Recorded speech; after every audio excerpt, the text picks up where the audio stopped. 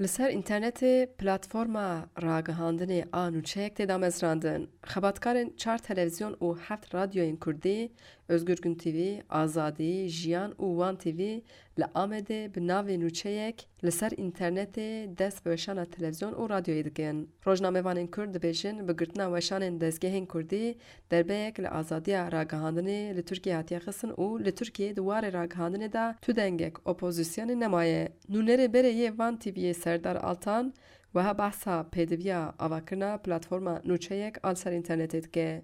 Azadiya çapamenî, azadiya raman problemekî mezin derkete ortê Tirkiyeyê dî hatibê radeyê ku kes nikare dengê xwe bike, kes nikare nûçeyek çêke, kes nikare bêjin raya giştî agahdar bike. Ji bo vê bêdengiyê bişkênin me xwestin platformekî avakîn, ev televizyonên ku hatine girtin, radyoyê hatine girtin, weşanên ku bi erka hikûmetê hatine girtin, ew hatin cem ev. Me biryarekî sada platforma Bir Haber var, yani nûçeyek heye me ava kir. Ev platform jî niha 4 televizyon û 7 radyo di nav de cih digirin.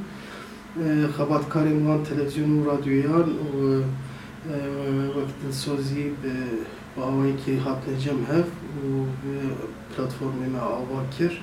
Niha jî em xebatê xwe me dayê dest pê kirin.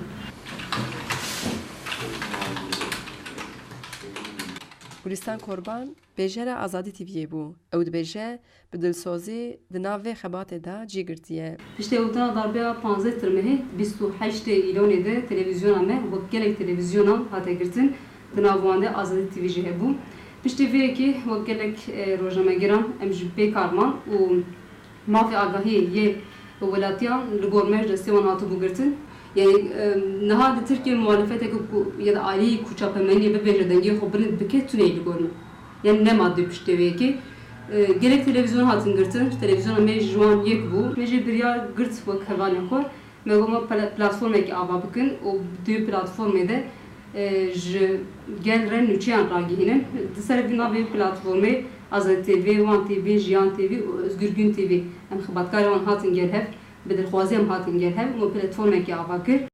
Platforma ragihandinê nûçeyek du hefteyê li ser internetê dest peşanê kiriye. Tê plankirin di demek nêz de dest bi bernameyên televizyon û radyoyê jî bikin. Xecî Can Farqîn, Dengê Amerîka, Amed.